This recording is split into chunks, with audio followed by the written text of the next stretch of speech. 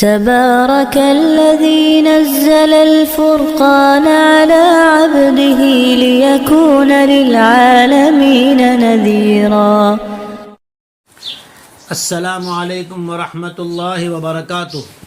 محترم سامعین، ہمیں اللہ تبارک و تعالیٰ نے ایسا نبی عطا فرمایا جس نبی کی ہر ادا ہر کام جو ہیں اللہ تعالیٰ نے ہمارے لیے سنت بنایا۔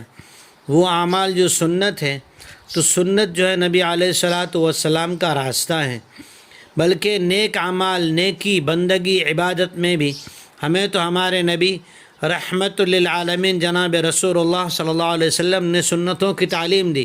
روزوں کے بارے میں بھی یہودی ایک روزہ رکھتے تھے محرم کا، حضور نے فرمایا خالف الیہود والنصارى صوموا التاسع والعاشرہ او العاشر واحدى عشر، کہ روزے بھی وہ ایک رکھتے ہم دو رکھیں گے۔ ایسے رمضان کے مہینے کی ایک ایسی سنت ہے جو پیارے آقا جناب رسول اللہ صلی اللہ علیہ وسلم نے اس کو سنت بھی کہا ہے اور اس کو برکت والی چیز بھی بتایا ہے، بلکہ اس سنت کی طرف کسی کو اگر بلایا ہے تو سنت برکت کا نام دے کر بلایا کہ آؤ اس برکت میں شریک ہو جاؤ۔ وہ سنت کون سی سنت ہے؟ حدیث پاک میں آتا ہے، طبرانی کی، مسلم شریف کی، نسائی شریف کی، بخاری شریف کی روایت ہے کہ جناب رسول اللہ صلی اللہ علیہ وسلم نے فرمایا کہ اللہ تعالیٰ اور اس کے فرشتے سحری کھانے والوں پر رحمت نازل فرماتے ہیں۔ سحری کیا کرو تو سحری کرنے والے پر اللہ کی بھی رحمت اور فرشتوں کی رحمت۔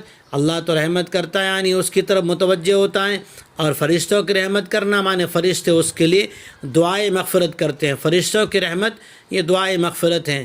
اللہ تعالی ہمیں سنت پر عمل کرنے کی توفیق عطا فرمائے، اور اللہ تعالی ہمیں اس سنت کی عظمت کرتے ہوئے اور سنتوں کو بھی تلاش کر کے عمل کرنے کی توفیق عطا فرمائے۔ السلام علیکم ورحمۃ اللہ وبرکاتہ۔